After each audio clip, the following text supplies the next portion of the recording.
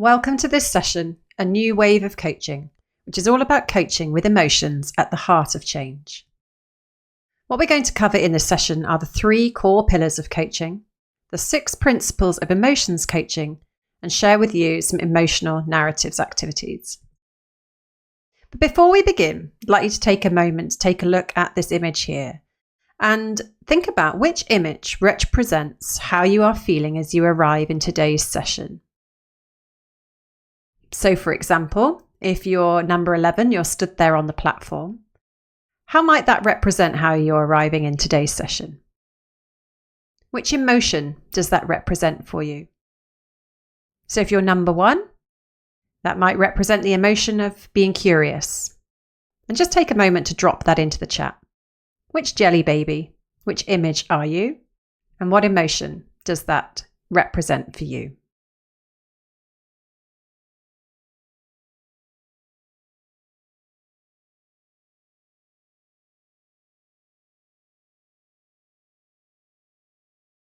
Thank you for doing that.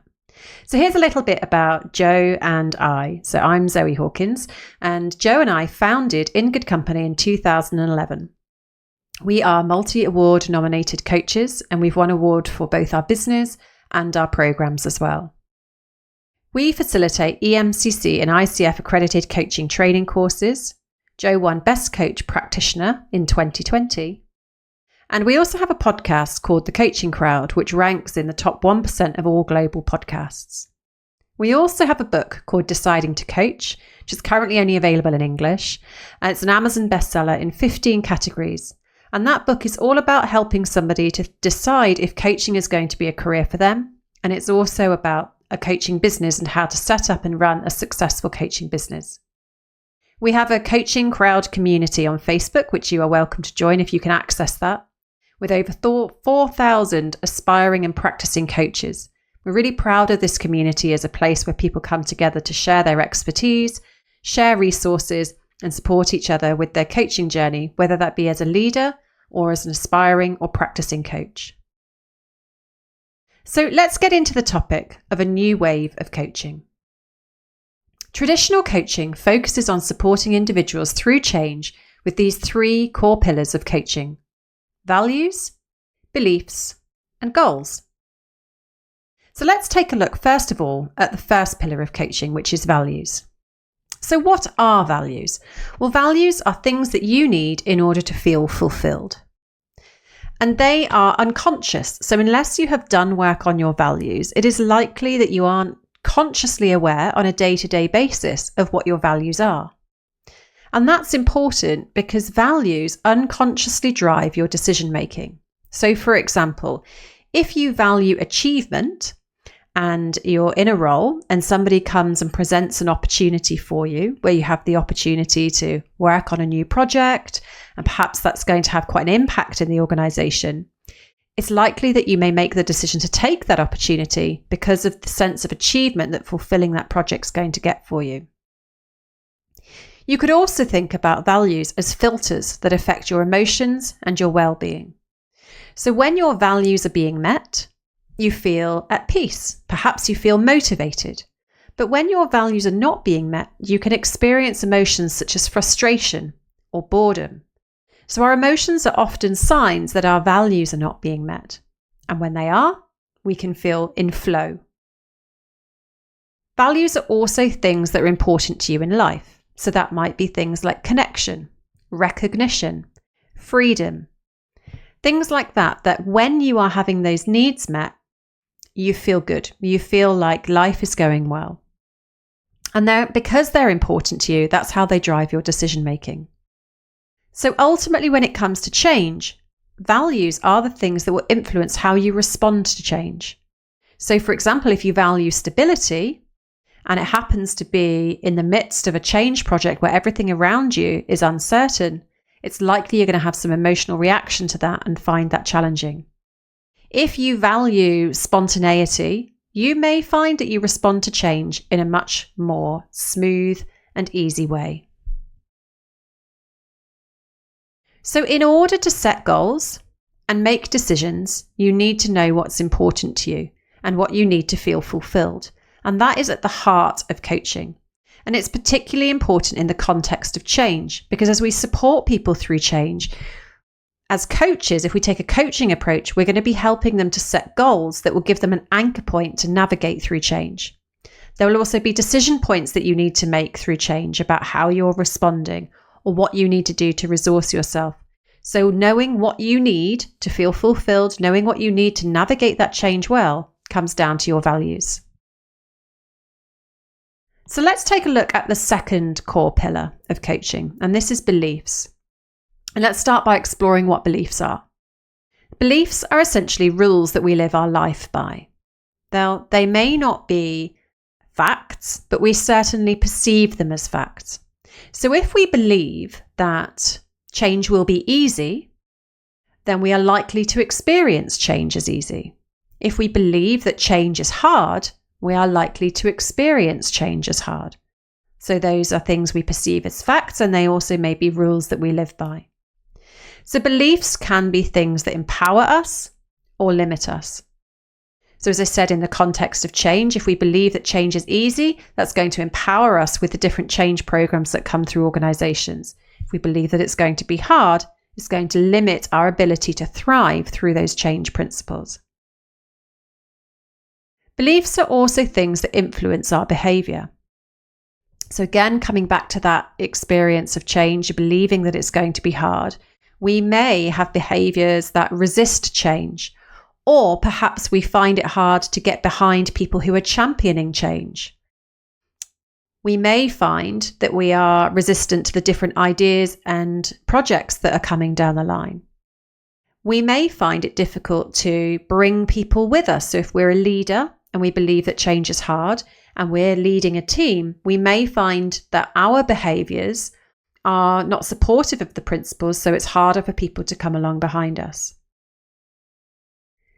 Beliefs are what we believe to be true, and they're what we believe to be right or wrong. So again, this has a real influence over the way that we behave and also the emotions that we will experience. So whether you believe you can or you believe you can't, you're right. Ultimately, our beliefs create our reality. The good news is you can change those beliefs, and those beliefs are able to be influenced when you're asked great challenging coaching questions. So coaching has a real role to play in helping people to align their beliefs so that they can find things easier, and in this instance, talking about change. So let's take a look at goals then. So what are goals and what's the purpose of goals? Well, goals help to focus attention.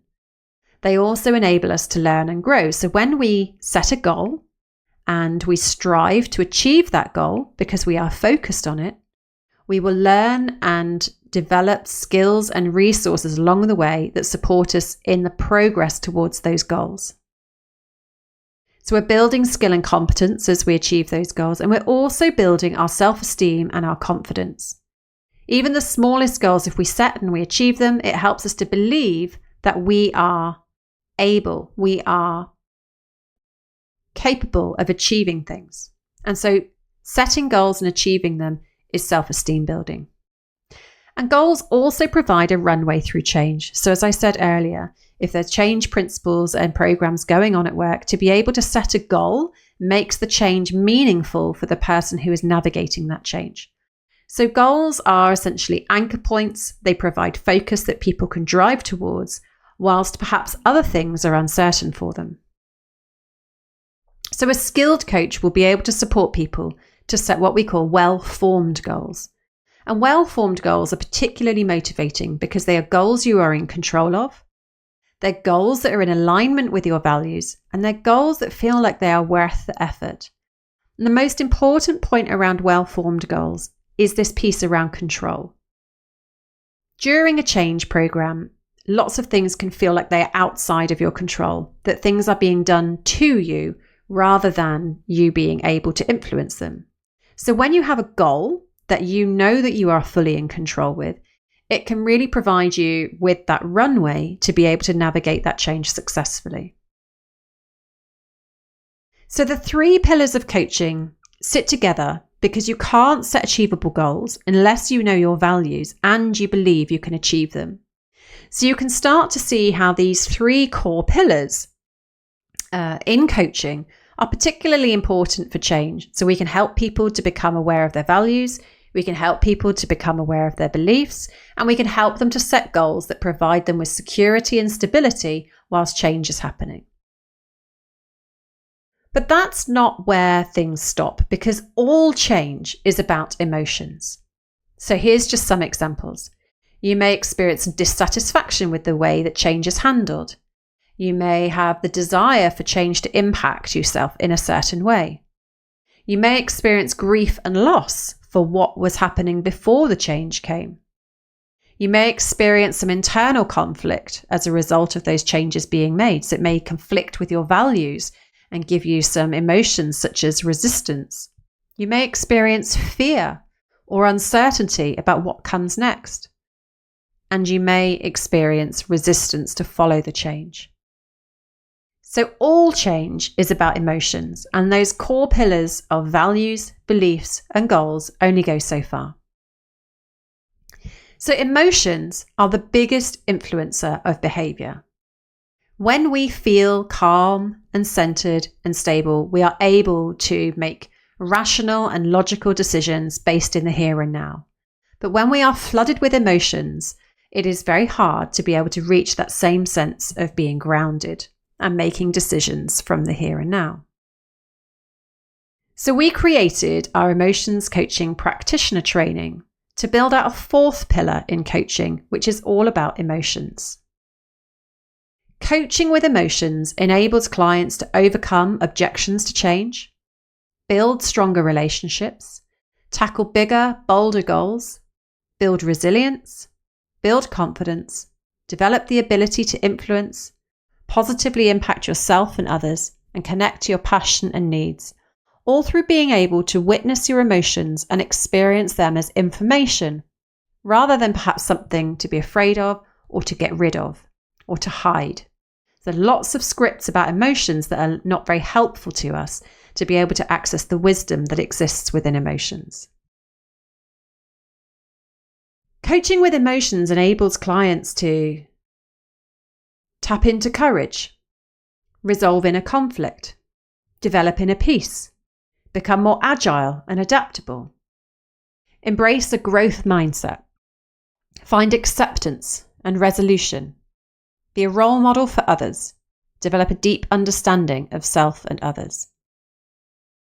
So these are particularly important for both leaders and people within organizations who experience change, because when we get to know our emotions, we can access all of these wonderful strengths that emotions can bring. Ultimately, emotions coaching is about fully inviting and supporting the coachee to explore and align their emotions to their thoughts, their goals, and their actions. And what we're going to do now is take you through the 6 core principles of emotions coaching to give you a flavour of how you could look at emotions through a different lens and the value that they can bring to supporting people through change. So let's begin with the first principle. Emotions are neither good nor bad. So the way that we judge and perceive our emotions influences how we feel about experiencing them. For example, if we perceive anxiety as a bad emotion, when we feel it, we may want to get rid of it. And that's going to influence our behaviour. So in the context of change, if you're working with people and it's likely that many people will experience anxiety as change is being announced, or they're working through changes, or things are uncertain. If they experience anxiety as a bad emotion and they're pushing it away, that's likely to generate unhelpful behaviours. Whereas if they can welcome that anxiety in and see it as something that is useful for them, they're more likely to be able to seek the resource and support that they need to be able to navigate that change. So that's the first principle. The second principle is you are not your emotions. So many times people will embody their emotional responses. And you may hear things like people expressing that I am so angry, or I am an anxious person, or I have a problem with anger. So you can see how the emotion is not necessarily an experience anymore. It is part of who they are. And when people do this, they disempower themselves from being able to process and act from a place of choice. So somebody that may consider themselves a frustrated person is no longer able to see the frustration as something that is separate from them. And so they would have to change who they are in order to not experience that frustration. When you recognize that the emotion is really just something that you experience moment by moment, even if you experience it a lot, it is still not all of the time. None of us can experience one emotion all of the time.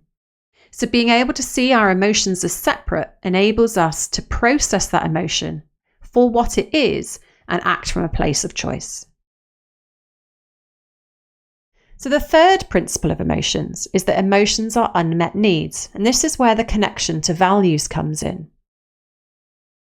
So when you experience an emotion, we can take it as a signal that one of your needs is unmet. So in the example here, we've got frustration. So when you experience frustration, instead of getting absorbed in the frustration and perhaps becoming more frustrated that you are experiencing frustration, instead you could ask yourself or ask others, what is it that you need? Or what is it that emotion needs in order to be able to move on? So when you think about this in the context of change, and we may witness people having certain emotions related to the change, such as we said already, resistance or disappointment perhaps, or perhaps anxiety, we can help and support people by asking them, what do you need? So I hear that you are experiencing frustration. I hear that you're experiencing anxiety or doubt or resistance. What does that resistance need to be able to move through? And you'll be amazed at how people can connect in with their needs to be able to articulate something. And then they're able to make choices about how they resource themselves. So emotions are unmet needs. The fourth principle is that emotions are not always authentic. So sometimes one emotion may be a mask for another more socially acceptable emotion. For example, sadness may be a mask for anger. So in the context of change, you may notice that somebody is particularly angry about the change program. They may be expressing real disappointment at the way that it's being communicated or the way that the change is going to go into effect. And you may be doing all that you can to try to resolve that anger for that person by apologizing perhaps, or making something super clear around how things are going to be moving forward and is not going to impact them in the way that they think it is. If the anger is a mask for sadness, no matter what you do, you aren't going to be able to resolve it because you're trying to resolve the anger. If you try to resolve the sadness, if you can help that person to get in contact with their authentic emotion, what strategies you would use to address anger could be very different from the strategies you would use to address sadness. So with sadness, it may be more about listening, providing time and space, showing compassion, reassurance. So when you take a coaching approach to change, helping people to contact their authentic emotions is a really important part of being able to move to resolution. So the fifth principle is that emotions are interlinked. So there is an intrinsic link between our thoughts, our actions, and our emotions. And emotions are also linked to the past, the present, and the future. And they are also linked to each other.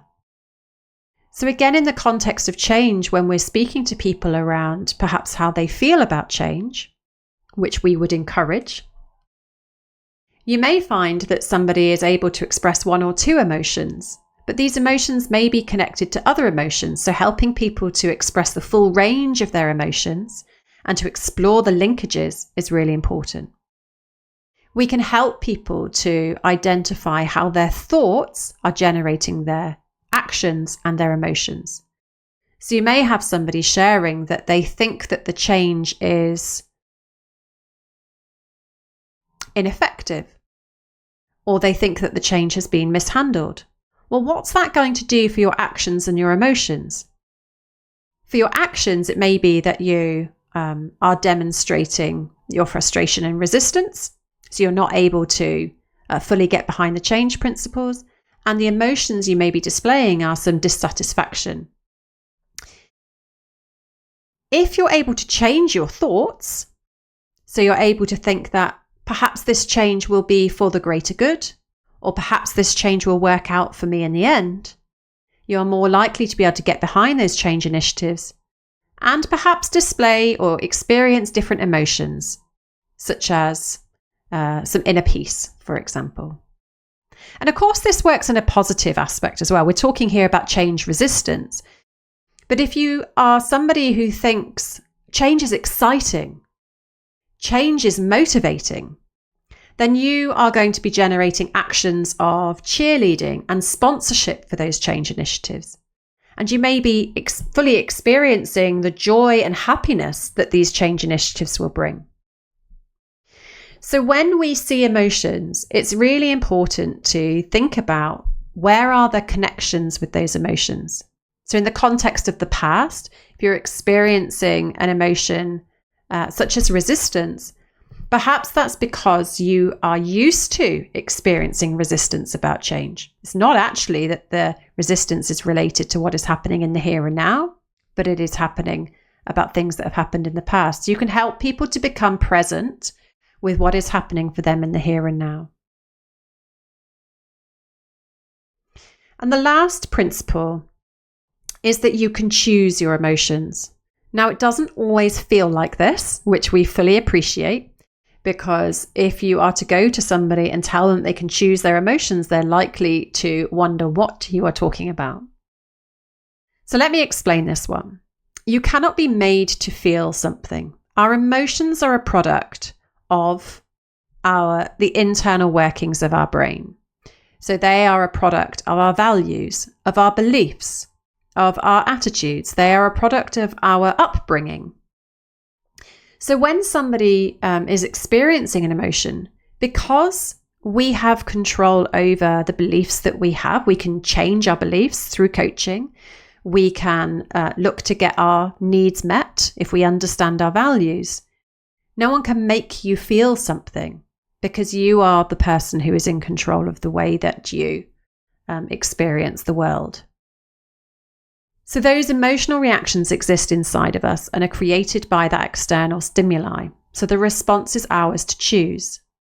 And it may be when you take on this lens of you can choose your emotions, you may still choose the emotional experience that you're having. But it's also really liberating to be able to present to somebody, how would you like to feel? And doesn't that open up possibility? So if you're working with change resistance and somebody is experiencing that they are disappointed or they are frustrated, just being able to ask them, how would you like to feel about this change? Can open up possibility. And it's not always something that people consider as possible, but we're here to tell you that it is. So let's just take a moment of reflection.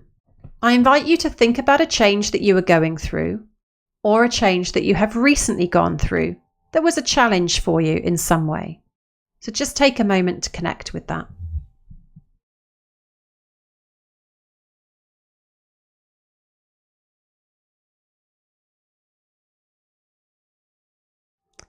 Okay, so hopefully you've managed to think of this change that you're going through or have recently gone through that's been challenging. And I want to present to you what we call disempowering emotional narratives. These are beliefs that we hold about the emotional experiences that we have. So there are 4 here. So there's, I need to hide my emotions.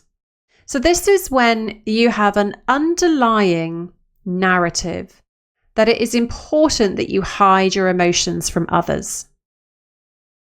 Another one is I need to deny my emotions. So this may be where it feels important for you to not have the emotional experience in the first place.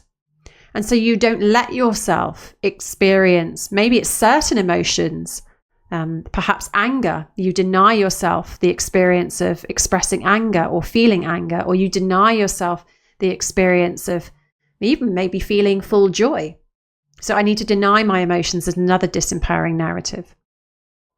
Another one would be I need to control my emotions. So this narrative can be about only giving away a certain amount of your emotional experience.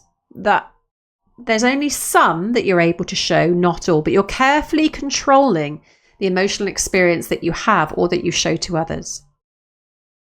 And the final one we've got here today is I need to feel the same as others feel. So this would be where if somebody is expressing joy, then you're allowed to feel joy. If somebody is expressing frustration, then you're allowed to experience and express frustration. But you wouldn't express frustration when everybody else is experiencing joy. So you need to feel the same as others feel. Now, the reason why these emotional narratives are important is because of the principles that we've shared, particularly the link to behavior and to our thoughts. So this is particularly useful when we're going through change because people will unconsciously have one or more of these narratives, and there may be others, that are running as you are going through a change experience. So I invite you now to connect into the change experience that you had. And as you look at these emotional narratives, were any of them present for you? So did you feel the need to hide your emotions as you were going through that challenging change experience? Did you deny yourself any emotions? Did you feel the need to control your emotions? Or perhaps you would only let yourself feel the same as others feel? So just take a moment to jot down if any of these narratives were present. We're not going to get you to share these, by the way. It's really just for your own benefit of being able to connect into the content today. So let's take a look then at empowering emotional narratives. So these are alternative narratives that you can connect into that may help you through change. So it's healthy for me to express my emotions. My emotions are important.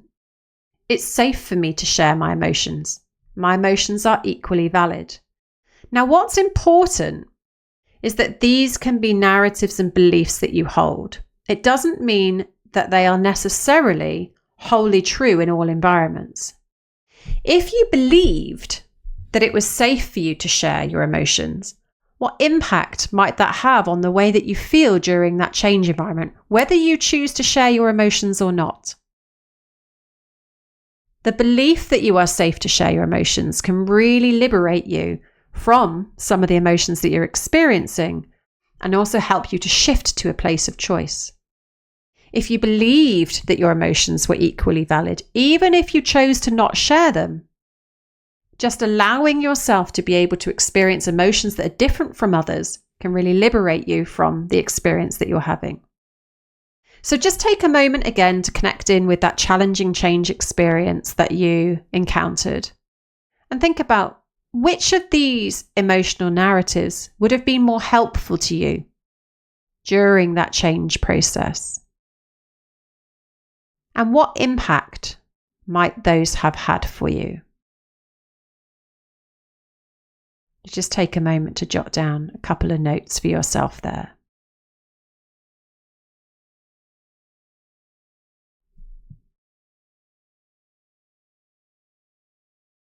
Okay, so let's do a recap because we've covered a lot. So we'll just do a recap on some of the key takeaways. So the 6 principles of emotions. Emotions are neither good nor bad. You are not your emotions. Emotions are unmet needs. Emotions are not always authentic. Emotions are interlinked, and you can choose your emotions. We invite you to remember one of these. It's unlikely you'll remember all 6. So we invite you to remember one of these. And when you go back into your work as a coach or into your work as a leader, how might you take the principle of one of these 6 principles of emotions that can influence your work? So perhaps you're going to take you are not your emotions. So remembering that when you yourself or when others are experiencing an emotion, it doesn't mean that that is who they are. So you can feel stupid without being a stupid person. You can feel ill-equipped without being ill-equipped.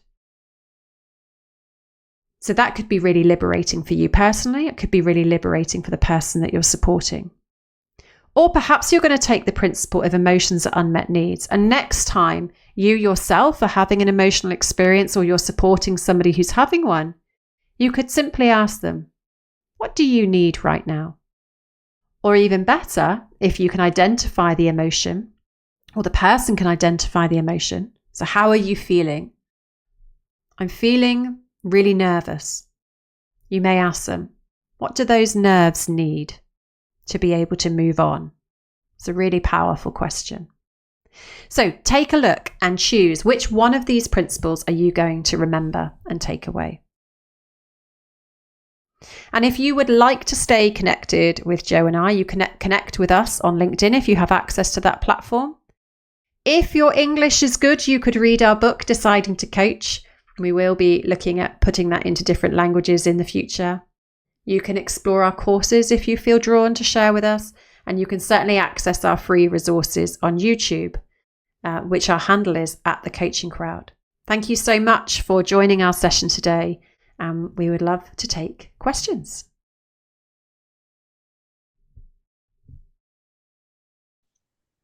I think you mute. Sorry, still on mute. Yes, I can hear you. So thank you very much for your fantastic speech about emotional coaching. Yeah, I think it's very beneficial for women like me. Yeah. So I collect several questions from audience. I think they are very simple questions. So the first one is, what do you mean by sharing the emotions? Is it to tell people what you feel, or is it to give a hint to people, what are you feeling now, or anything else? Yes, I think this concept of sharing is something that doesn't tend to happen. Certainly in work, people aren't necessarily encouraged to share their emotions, and it's exactly as you described. So sharing would be being able to express how you feel, because part of the challenge, I think, is when they aren't able to share how they feel, they end up experiencing emotions like feeling stuck or feeling frustrated. Whereas when they have the ability to be able to share that, those emotions can pass through. So it requires really supportive and compassionate leadership and line management to enable people to be able to do that. Yeah. So 刚刚的问题是就是有一个观众问到，就什么是分享我的情感呢？它是告诉人们我的感觉，还是说给人们一种暗示，我现在正在经历什么感受吗？那刚刚就是 Zoe 的回答是他说就是其实人会有很多感觉，他可能会被就是感觉会困住啊，感觉非常的悲伤，或是感觉高兴，有各种各样的情绪。那他就是需要很强的一种管理和一种就是领导力的管理，才能够把这些情绪分享出来。只是简单的就告诉一下自己现在的感受，就已经很不容易了。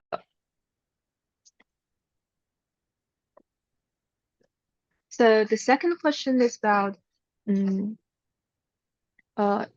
if a person is going through the emotional turbulence because of a hormone, yeah.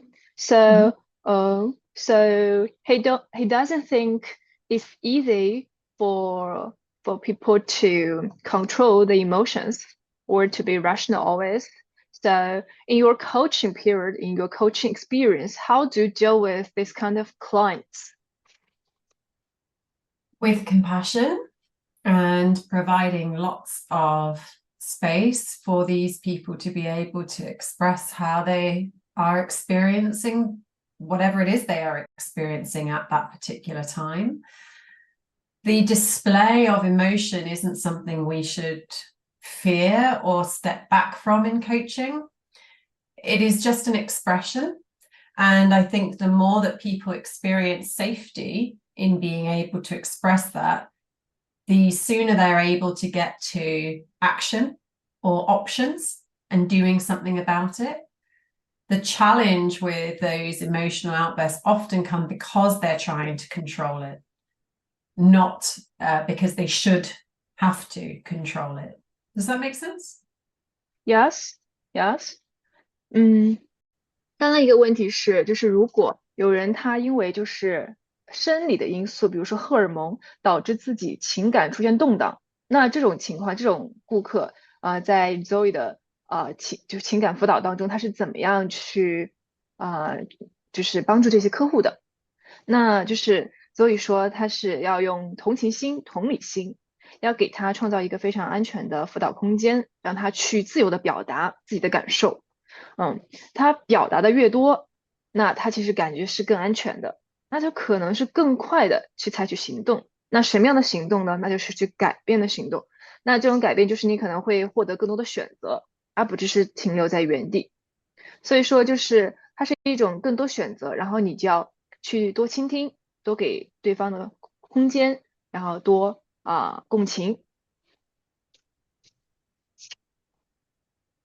So I think the third question is about goals. Goals.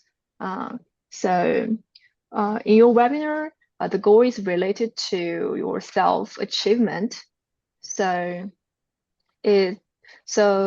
achieving a goal is helps to build self-esteem.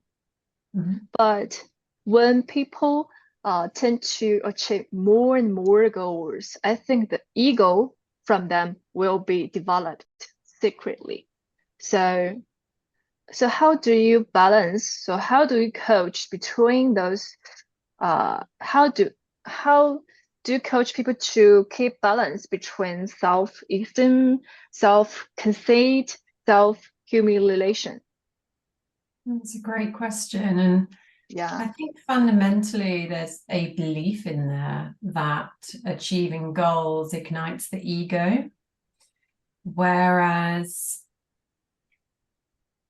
that isn't necessarily true for everybody. So there may be some people where achievement can lead to ego and arrogance, but I think there are a lot of people who by achieving the goals helps to build their confidence, to build their self-esteem, and they can still remain balanced and grounded in their adult to adult self. And I think the two things are separate. I think there's goal achievement, and then I think there is personal development around understanding the values and the beliefs that drive behavior, the impact that you have on other people, the way that you communicate and lead.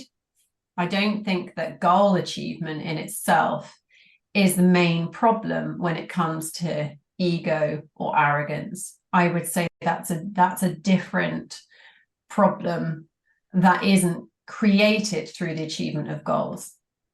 There can be lots of things that do create that, and goals may contribute to it in some people, but that's not what I see in supporting people with coaching and goal achievement. I don't see that it always influences ego.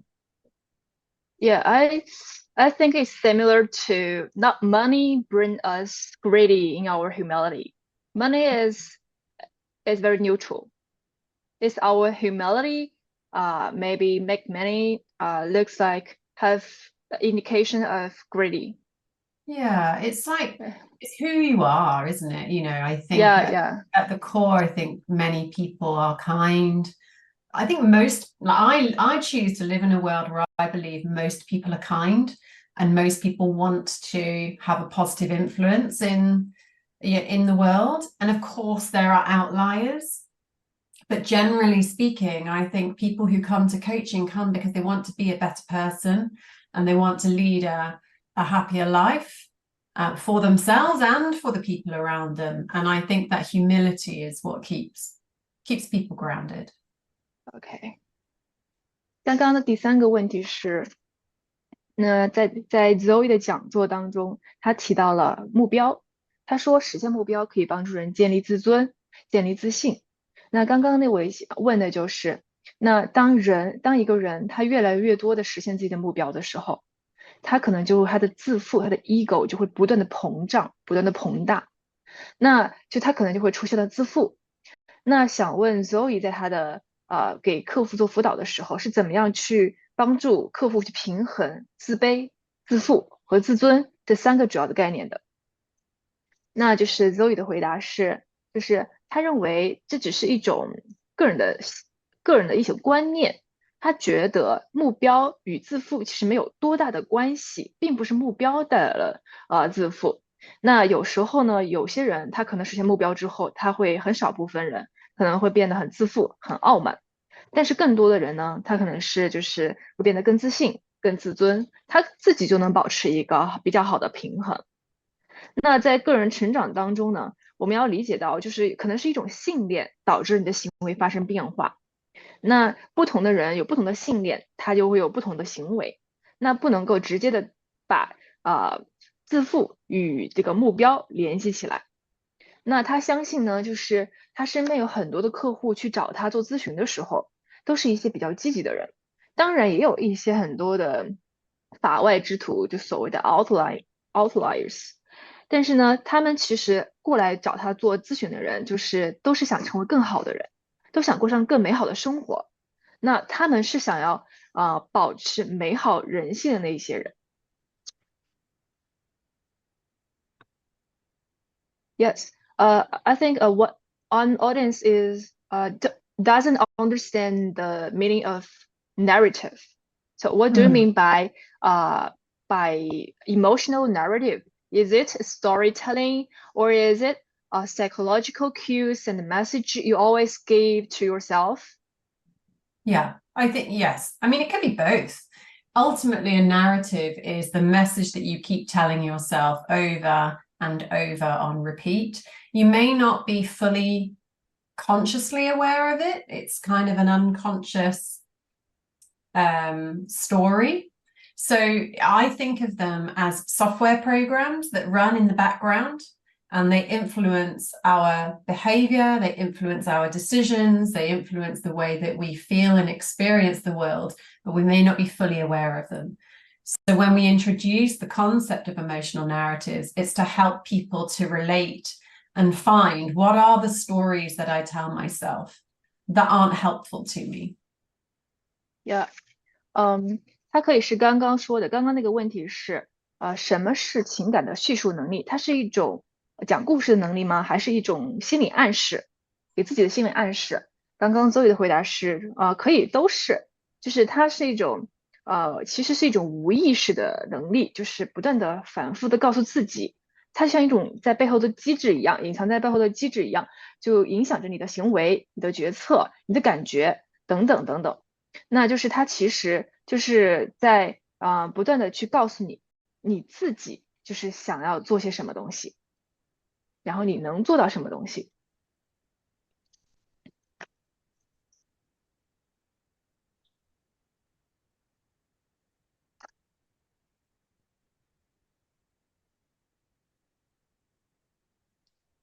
Yes. So I have a long question from my side. Yeah. My question is, I think proper venting of emotions helps mental health, but there are many invisible classes of power. For example, superiors and subordinates, parents and kids. Maybe a doctorate supervisor in university or and a doctor to be. Yeah. So when there conflicts between them, the inferior may be silent, tolerant. They may want share the emotions, but the superior may have more voice rights. Yeah. So they have the decision making right stronger. So, but I think in the relationship between them, there's a how to say, I think the inferior is always waiting opportunity, a moment to be back. So so how do you think, how do you coach this kind of relations or this kind of problems they may confront in their workplace or in their lives?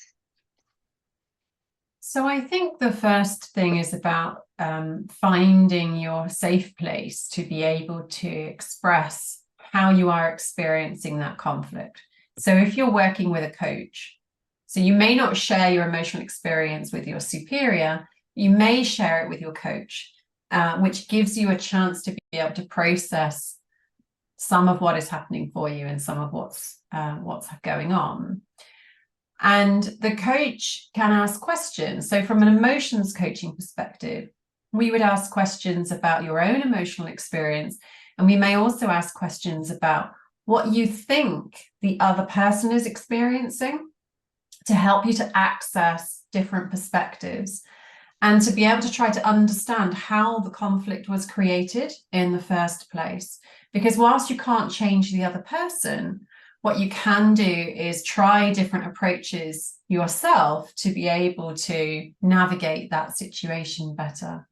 So it really starts with building awareness of what is happening both within you and your emotional experience and between you, what is happening in the exchange of the relationship, and probably also tapping into what is happening, culturally, within the organization, within the culture of that organization, and what role does that play on the conflict and the emotional experience you're having.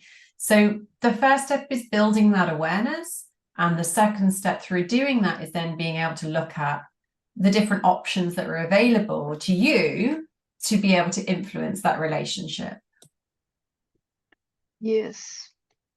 刚刚那个问题就是关于就是他相信在就是社会阶层当中有很多隐形的阶层，比如说上司和下属，比如说父母和孩子，比如说即将要毕业的就是博士生和博士生导师，他们其实都有一种权力的隐形的权力层级关系。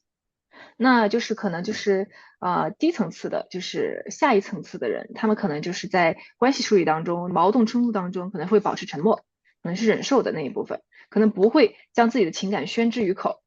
那就是处于高层的处于上一层的人，他可能就更有更多的话语权，他可能有更多的更强的就是决策的，就是权利。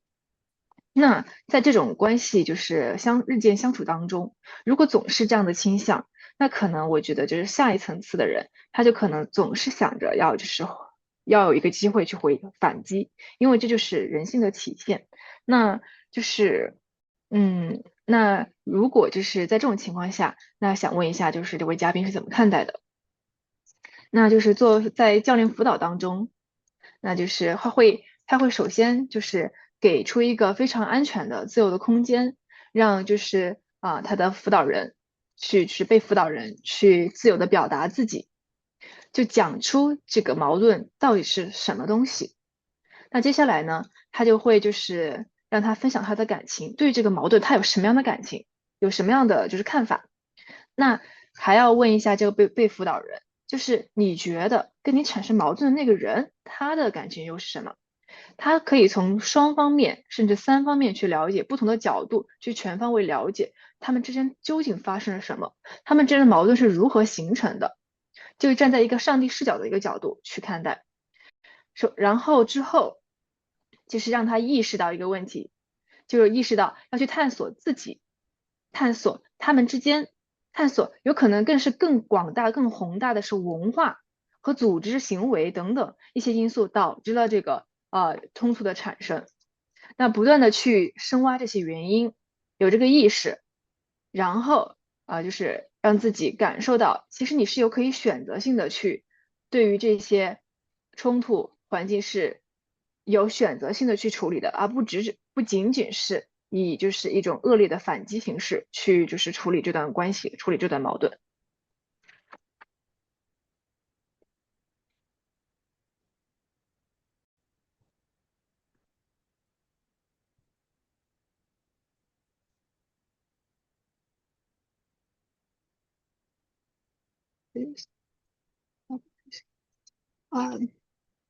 So I think Joe.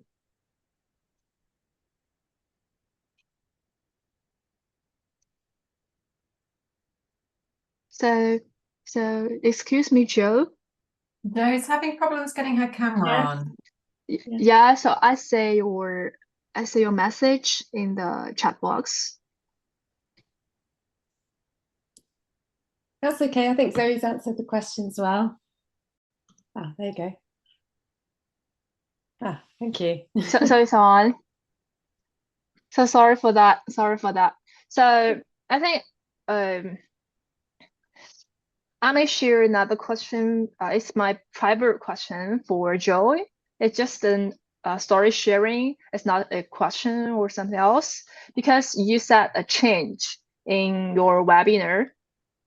So it reminds me of a very huge change in my family. So because my father is the provider of water use for the local residents in my hometown. So but recently, for 28 years, yeah. So but recently, the ownership of that business has been taken away by the powerful entity. I don't want to say which powerful entity because it's sensitive. So I think it's a huge change it's a huge strike to my parents, but it's not for me because I don't expect any fortune from my father bring me to a brighter future. Yeah, but I think it's really it's really a strike to my parents. Yes. Yeah, I just want to share this is my change. Yeah. It's a very sensitive Yeah. piece that I'm sure is filled with huge emotions for your parents, specifically around probably grief and loss, not necessarily recognizing it as a grief, but it is the loss of something that's been taken away that you feel out of control of, and that can bring quite visceral emotional reactions because it can come as a surprise, it can come as a shock, it's something you're out of control of, so it can threaten your sense of reality, so as we've kind of shared very briefly in this, a lot of emotions coaching work is firstly being able to name what is happening on emotional level, and for many people that's hard in itself, to be able to pinpoint down the emotions that you are experiencing in relation to something.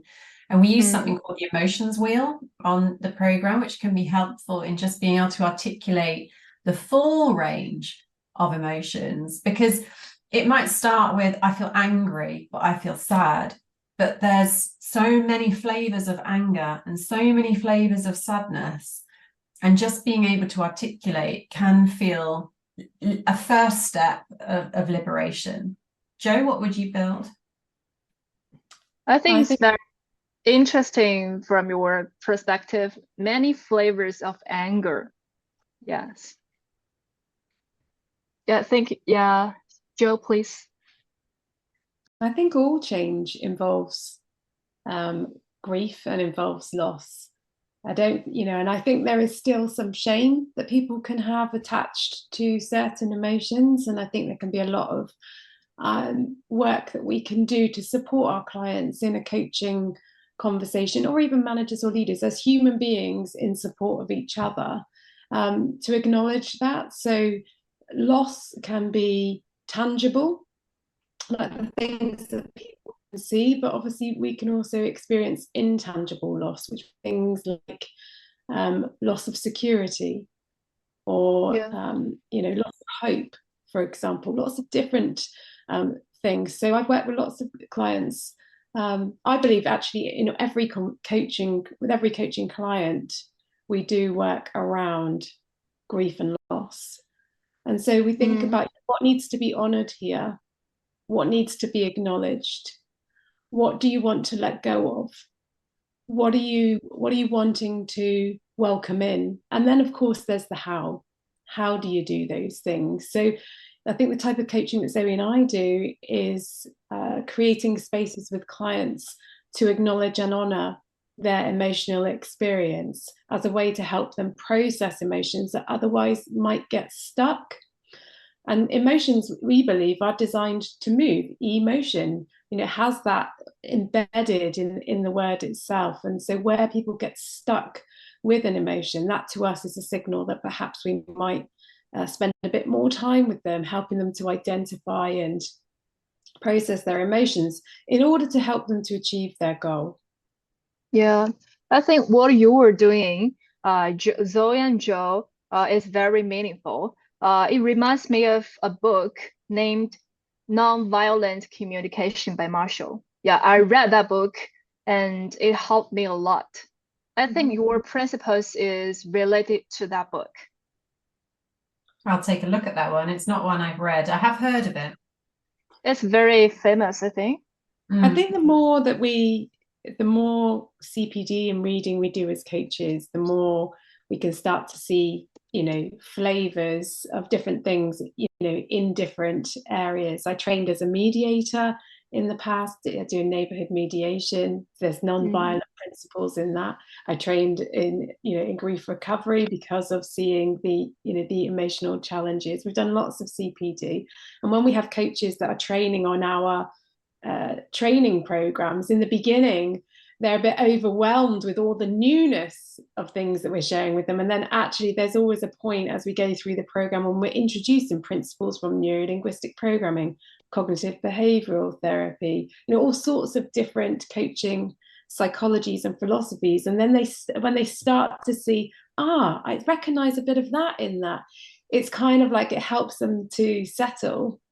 And what we have done with our emotions coaching practitioner training is to extend ideas that we might have seen or experienced, but also make it very practical for coaches and managers and leaders. So each of the principles, we have 2 different activities, so semi-structures that coaches or managers could use with others, or take some of the questions, because often the principles aren't they're not rocket science, but it's how can I honor these things and create a space with others where I can support them in this way. And so our work is about normalizing the fact that we all emotions are a universal human experience, and yet for many of us, we're not really educated about our own emotions, how to identify them,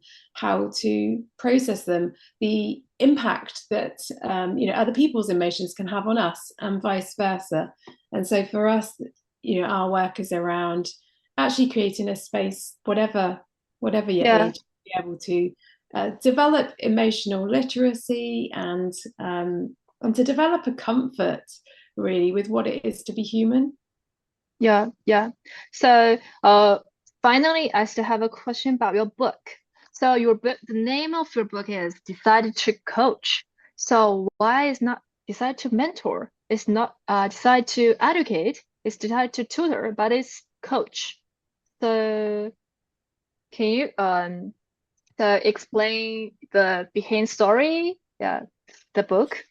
Well, we've always been members of the European Mentoring and Coaching Council, and we value that continuum of coaching and mentoring, and we see them existing on a continuum together.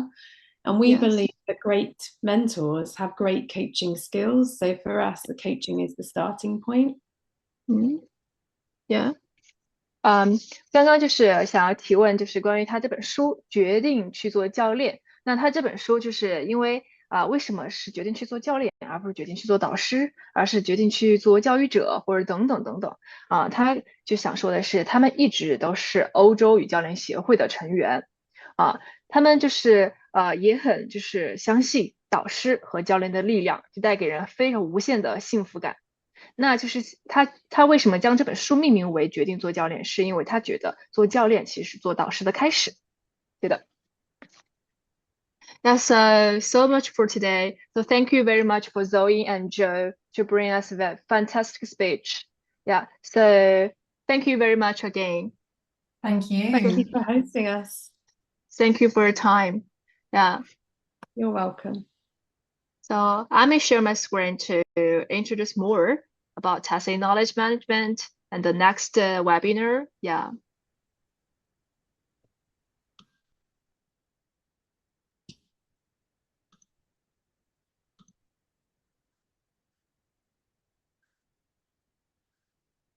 那刚刚为大家带来了非常精彩的关于情感辅导的就是一些就是精彩的讲座。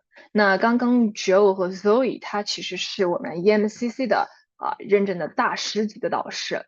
那如果您对就是学习导师感兴趣，那请扫码就是可以咨询一下我们的工作人员，可以深度去了解什么是导师，导师能给我们带来什么呢？其实最直观的，它其实是一项没有天花板的事业。它将很多隐形的东西不断的传承下去。那在我们导师界呢，有5个金句。那第一个是选对方向，所以导师首要的任务是帮助学员明确发展的方向，方向错了，与结果会渐行渐远。那方向确定后，导师激励挖掘学员的无限潜能，令其快速有效的达成目标。那第二点就是提升能量，能量的提升和事物的完成同时推进。导师辅导他过程不仅仅强调达成目标，他更注重在达成目标的过程中，学员能量级和状态的提升。那第3点是激活资源，导师呢，他作为一个资深人士，他能帮助学员发现并激活内在和外在的一切资源，能够帮助到你，能够支持到你。好，第4个是成果量化，导师辅导过程中，其实我们有3大指标关键绩效指标和关键行为指标，还有投资回报率，均可以被有效的计量和比较。那第5点也是最重要的一点，那就是我们非常新颖的是我们蒙科就是非常新的一种特色技能，是导师辅导的一个特色技能，是懂得萃取的专业导师，就是他不仅仅能够传承自己的经验和智慧，也可以通过萃取他人的技能传承给学员。那就是关于刚刚所说的隐形知识萃取，那什么是隐形知识萃取呢？其实隐形知识它就是将高人的一些大脑中的智慧和经验，它通过一系列的技术，就是你想象不到的应有尽有的一些科学技术等等等等，它提取萃取，然后就复制给你，它可以加速你的成长，减少你的试错。那现在告诉大家一个好消息，就是今年组织隐形技能管理全球智库。那这个智库呢，现在我们有来自30多个国家，有近70名专家，都是隐形技能管理的专家将在瑞士达沃斯13号、14号要举办第1届隐形知识管理达沃斯论坛。那我们蒙科呢，它作为就是GO-TKM 的全球理事，作为全球智库的全球智库的理事，那所以我们也会参与其中。那到时候呢，这些专家我刚刚提到的那70多个专家，可能很大一部分他都会莅临来到达沃斯现场去交换自己的各种各样的高见。那当然呢，除了这些专家，我们还有各种非常重要的商界的领袖都会云聚于此。那就是如果您对此感兴趣，请扫码就是观看参会的详情和门票信息。当然您想，如果你没办法去到达沃斯现场，我们也独家开放了线上的通道那所以您如果现在是直播间的您就是赶紧扫码关注，那您有可能有机会获得免费的线上票，那是价值99欧元送到您。接下来让我就是进行下一期的预告，是我们下一期的主题是导师和教练如何支持团队在面对冲突时游刃有余，是来自希腊的Katerina， 他是呢也是大师级教练，他是希腊的前任主席就是 SF 的前任主席，他是前进6部的创始人他也是哈佛商业评论咨询委员会的成员。如果您对我们的讲座感兴趣，或者是说下一次说不定就是哪个讲座就是更加吸引您的，就是让您感兴趣的话，您可以直接扫码关注，或者是就一直关注我们的微信 Mentoring Co 导师学员，可以持续不断的为您推送最新的讲座预告。那今天我们的讲座所有的内容就告一段落了，非常感谢您的聆听，那请您留下宝贵的建议非常感谢。